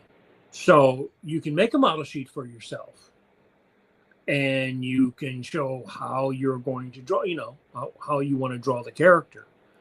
And then after you've drawn the character 2, 3, 4, 500 times, you will, which people go, wow, that's a lot. But if you drew the character, you did 20 sketches of your character to warm up, right? Just drawing him and practicing. If you did that for a week, you'd have 150 sketches of your character. So you're doing drawing to learn, right? There's drawing for performance, and then there's drawing to learn.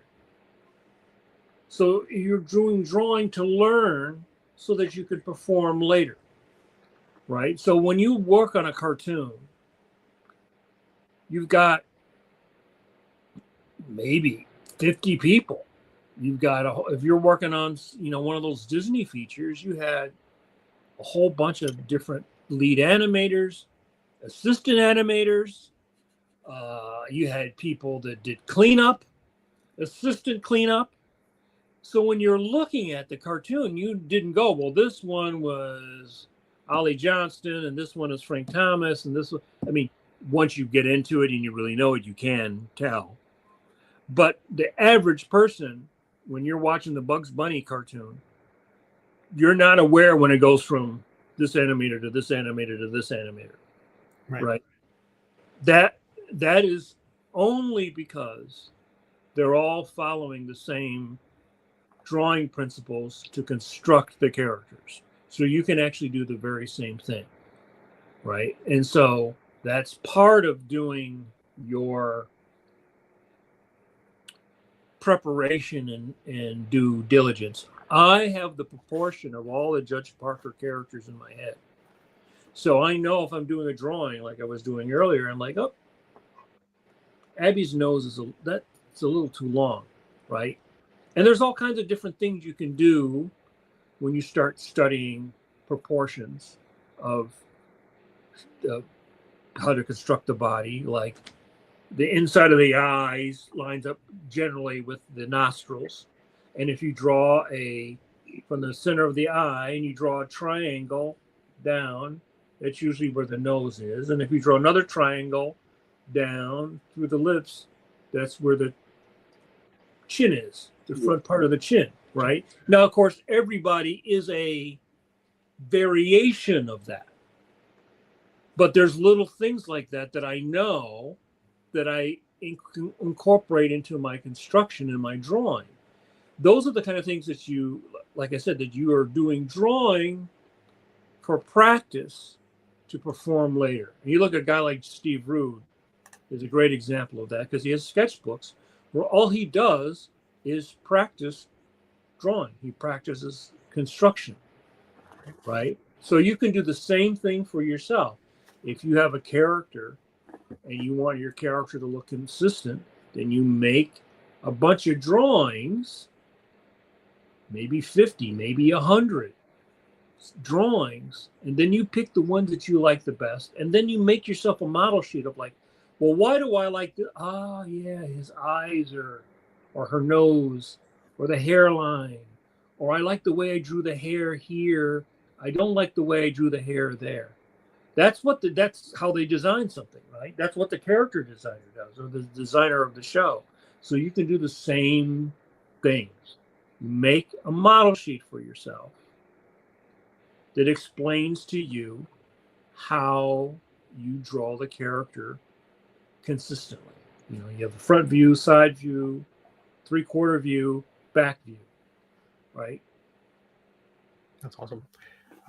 Thank you for the question. I think we got this is going to be an easy one. We're going to knock out 3 in 1. I think Bill O'Donnell has got a 3-part question. It's all related to crowdfunding and mostly targeted at me. So brace yourselves, guys. Bill O'Donnell on Facebook. Steve, as a maestro of the crowdfunding, what are some logistical tips after the campaign is funded?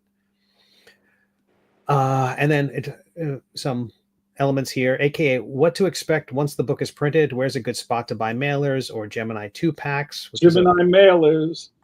And or how do you get the post office folks on your side? Okay, a few things about okay, so your campaign's funded, you got your books, so a lot of this stuff is in the rear view mirror.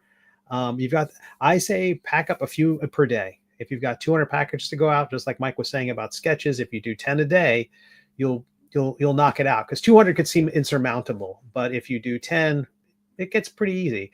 I would find a postage service that would let you pre-purchase postage from your computer. You can just associate it with your credit card. You can buy the postage online through an interface here, and it prints it out on little labels. Little labels. Yeah, that's and you've got boxes that you put them on, and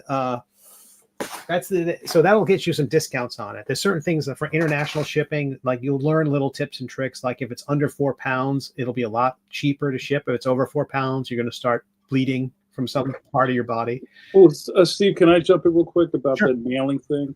Because there's a couple, like Pirate Ship. I do stamps.com. There's a couple of other places. And when you do that postage at home, when you kind of like front load it, and it'll even kind of break it all down to like, where's it going, what's the zip code, and print it out. You put it on a thing, and this is the sweet thing. You don't have to wait in line at the post office. You just put it on the counter, and they'll take it because you already You already paid for it. And there's a few things there. So if you're going to print the postage yourself, you can print on 8.5. You can print on regular paper and then cut it out and paste it down, or you can get a label printer. I use a Rollo printer, which has labels, and it prints out. It's much quicker than a regular inkjet printer. Yeah. You want to get a scale for, I like a battery powered one because then I don't have to worry about, running the cord. I can put it anywhere given the size of the, some of these boxes are quite large. You can do a few things. If you use pirate ship, there's a thing called end of the day. It's typically called a manifest, which is once you've got all the things that are going to go out on a certain day. When you're buying your postage, you say when you want it to ship out. I say the next day. That usually gives anyone who's going to get a confirmation email time to go, whoa, I've changed my address and I haven't told you. So by having it the next day and taking your postage to the next day, you give them time to put the brakes on before, their package gets lost, or now you're mailing two things or something like that. And the manifest is a sheet which prints out one code that they can scan, and it says this many first class, this many parcel, this many priority mail, only for the post office. It's not a UPS thing. And when they can scan that once, count the boxes, and not even chat with you. You're saving them a lot of trouble, and you're not getting as much stink eye from everyone in line at the post office.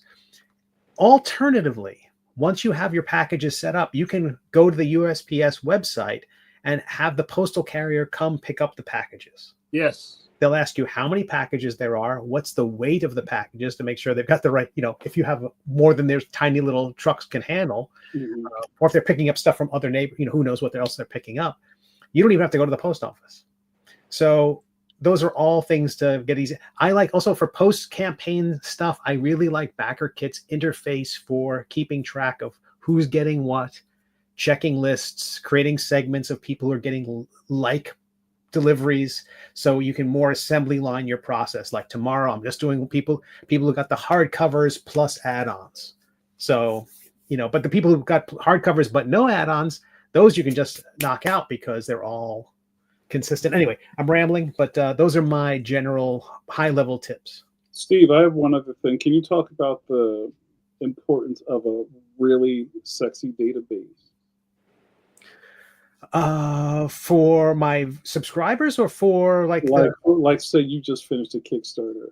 Oh, so when you have yeah, absolutely. So when you're using BackerKit, and BackerKit is basically what they are is a database and a nice interface for sorting things. So if I get an email from someone, happened the other day, where's my delivery? Has it shipped yet?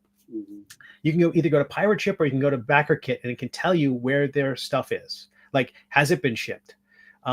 Knowing that is so important. If a package gets lost, Pirate Ship, the mailing, and this, I'm sure this also works for stamps.com or anybody else. You can track things at a much more granular level, especially international orders. That's a big deal. Like somebody in Netherlands missed their 2-week window to pick up their stuff, so it's going to bounce back to me, and I've got to pay another $40 to ship it to them. And I got to tell them, hey, you want to? I told the guy, I'll split the difference with you. Because I felt bad that he didn't pick it up in time. And so anyway, things like that having that database, the ability to sort that stuff and export it in time, and having all those, and asking people in your exit surveys. Again, this is a question for what you do after the logistical tips for after it's funded. Asking them, do you want to be on my mailing list? Don't automatically put them on it because that's rude. But do ask them, because if they want to be on the list, it's like we talked about earlier with the mailing list and JRD's question. If they want to be on the mailing list, they're more likely to respond to you. If they don't want to be on your mailing list, you're just going to piss them off. Yeah.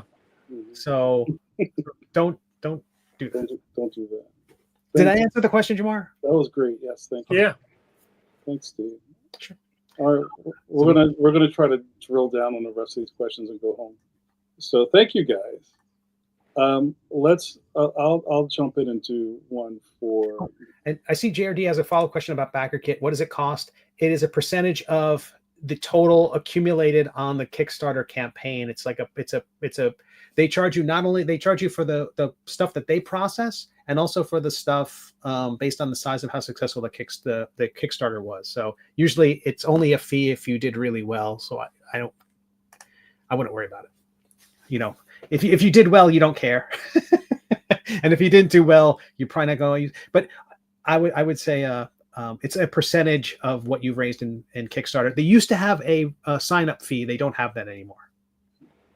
Cool, thank you. What a great question. And if you want more information, we did a whole episode that Steve hosted on Pencil to Pencil about Kickstarters. Yeah. And I think that was a really good episode. So you can go back in the archive. You know, we have archives, right? You know, 305 of these, you know, we keep them. There's a lot of shows. So go check those out. You could do a lot of learning. That's a Pencil to Pencil file right there. So going back to, and I'll jump in real quick, Steve. I'll give you a break. So jumping back into talking about your personal fitness and health. You know, I'm into fitness. Okay. Eternity Forever asks, do you guys know how Kirby, Kniff, and Eisner, etc., kept from getting injuries from decades of drawing on a schedule? I might say whiskey might have something. But I don't know, Mike. Do you know anything about how those guys kept from being crippled? Well, I don't know whether they were injured or not. I know Williamson had a little bit of that thing. Steve had the tennis elbow. You know, when you got mouths to feed, you got to sit down and you got deadlines. You just, it's discipline because of need. It's probably discipline also because of personality. And again, you're talking about guys who are like the workhorses of workhorses. You know, especially Kirby. I mean, he drew, probably 10,000 pages in his life or some crazy amount like that. I mean, so yeah. Right. Okay. All right, that was easy. All right, thanks, Eternity. All right, so we're almost at the end of this, and I want to try to get us out of here before 10. So our buddy Barry Bear Edwards was up there, and Bear said that they were just introduced into the NCS, so congratulations, Bear. I'll see you at the Rubens. Bear says, I'm sure you guys remember the DC experiment, Wednesday Comics. I love that shortly lived experiment and wonder why they didn't continue. Low sales. Have any inside info? Michael Manley. I'm sure if it didn't make money, they didn't continue it. I mean, usually that's why something doesn't continue. I mean, that's usually the shortest answer is that, it was probably, and especially an anthology. One of the things I found out doing an anthology is that nobody likes anthologies. Word. I always liked anthologies. Most artists I know like anthologies, but most fans don't like anthologies. Now I think when anthologies did well is when stuff was on the newsstand and you had magazines. So it was creepy and eerie and all those things.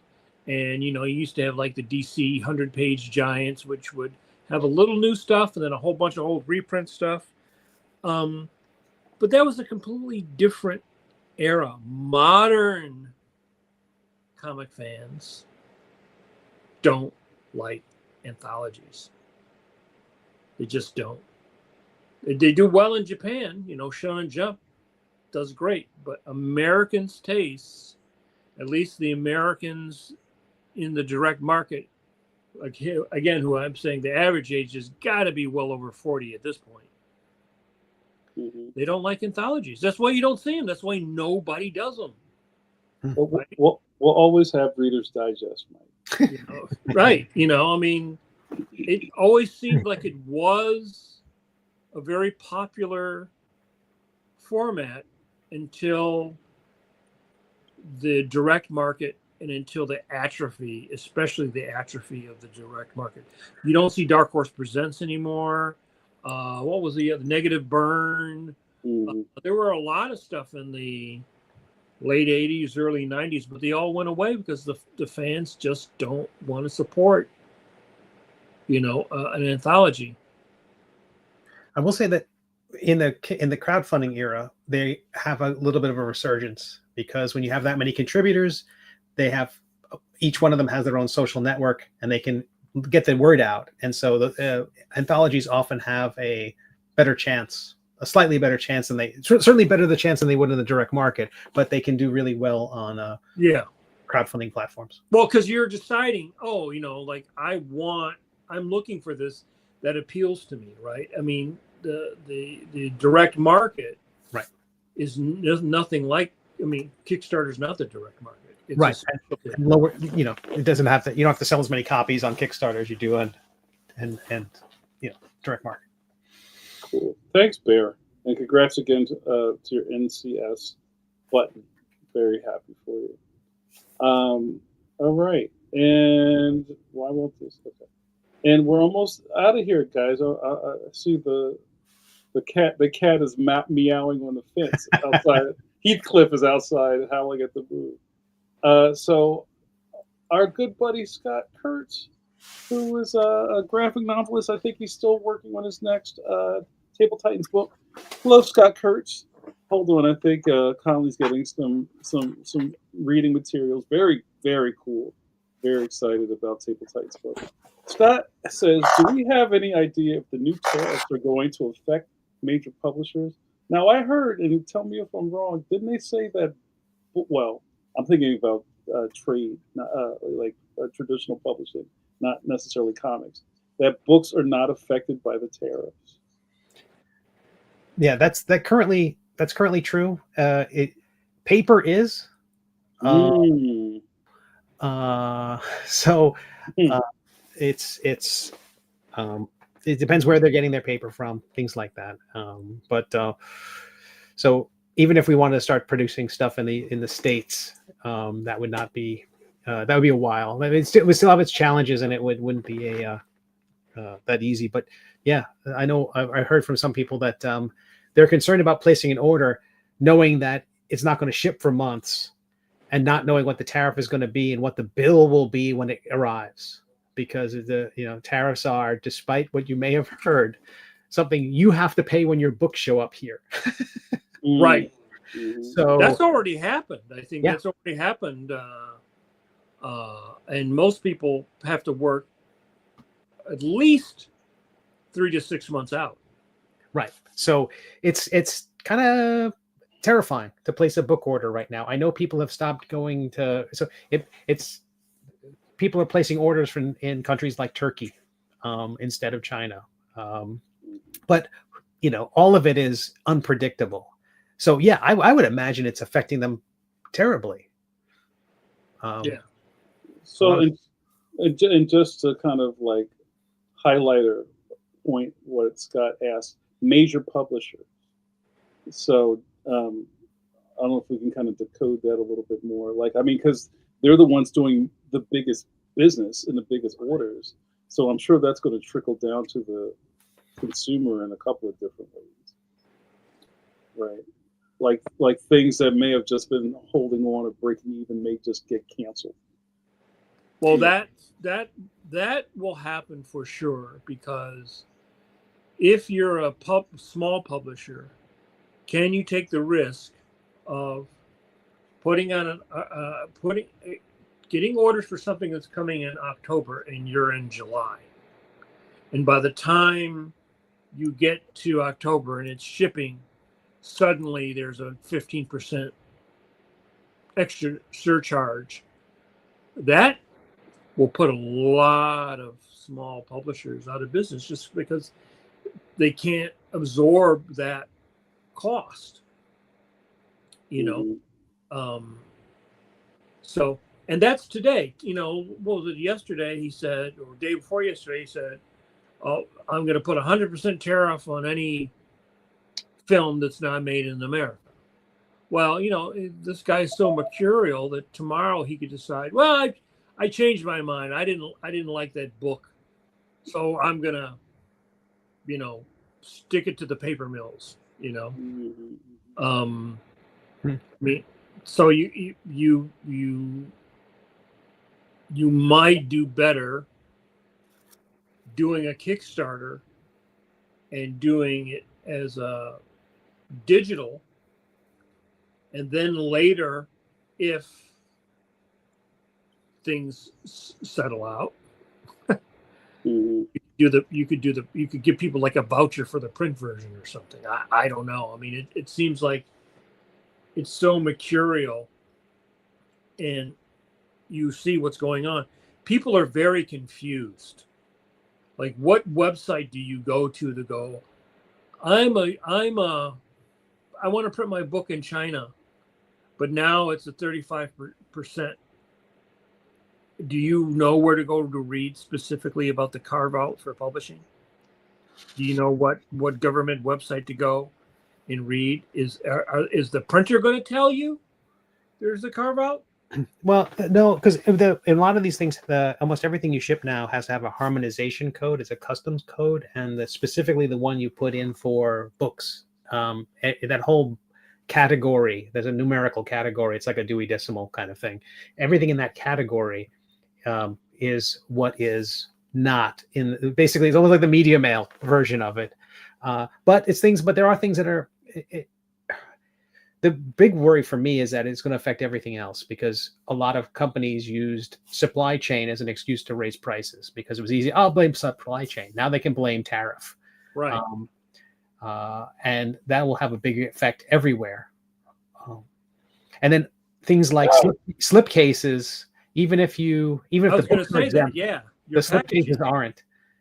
And weird things like that, where someone had said, there was a weird exception for a specific kind of game rule book, which somehow was said that this book was not exempt because it was a supplement to another game. So it was more like a plugin, a piece of software, and they wanted to treat it differently.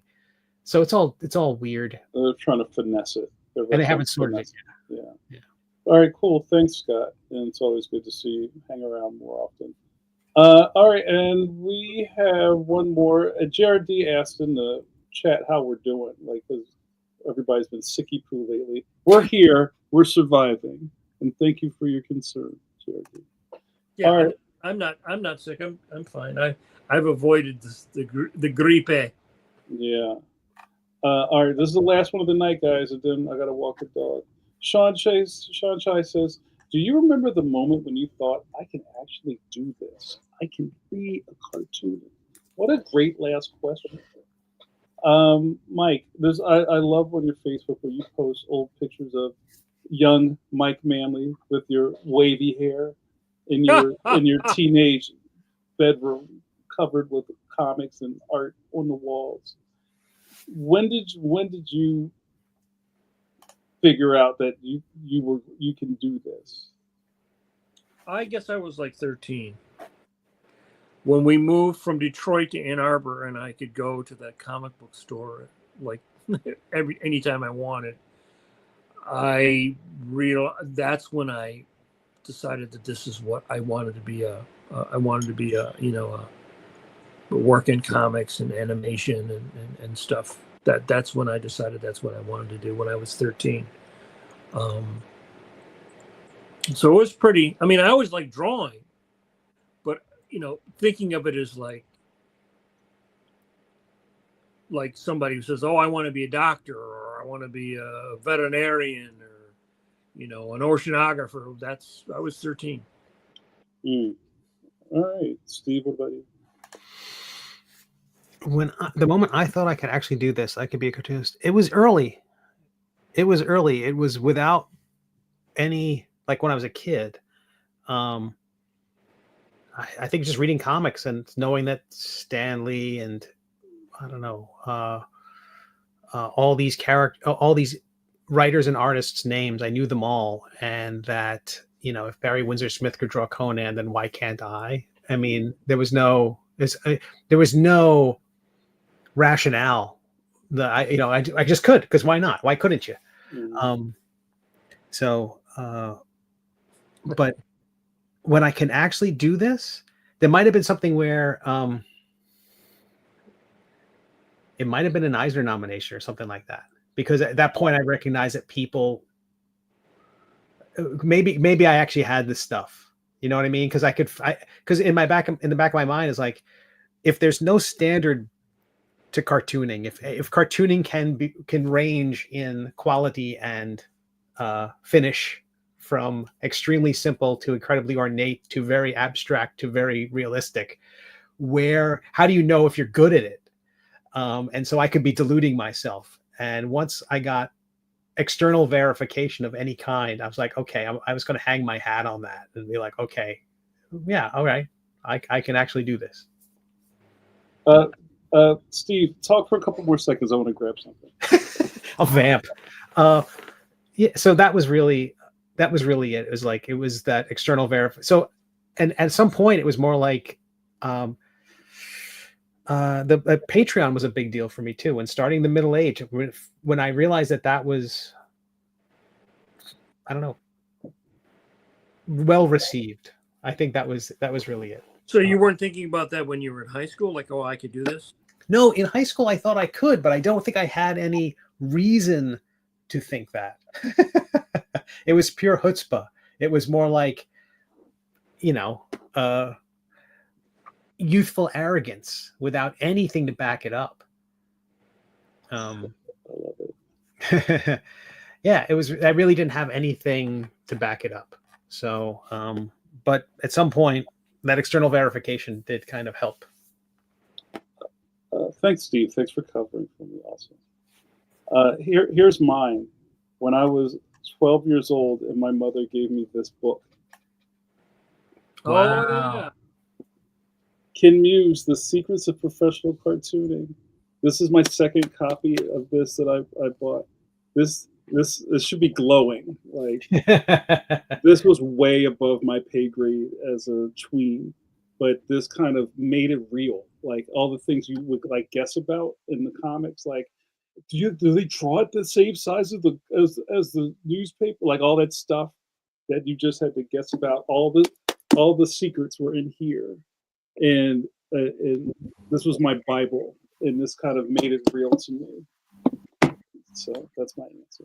So that book, you thought, that has all the secrets. I have the secrets. I can do this. Well, it was almost kind of like, well, there's like a grown up who wrote all this stuff down. Like, I don't want to see all this, but there's kind of like profiles on different cartoonists and kind of like the size of an original and how to use pin nibs and half-tone sheets and all this kind of stuff. And I was like, oh, so there's actual rules to this. Oh, this is like a letter, like how to letter, like it's all in there. So I wasn't guessing. I wasn't guessing anymore.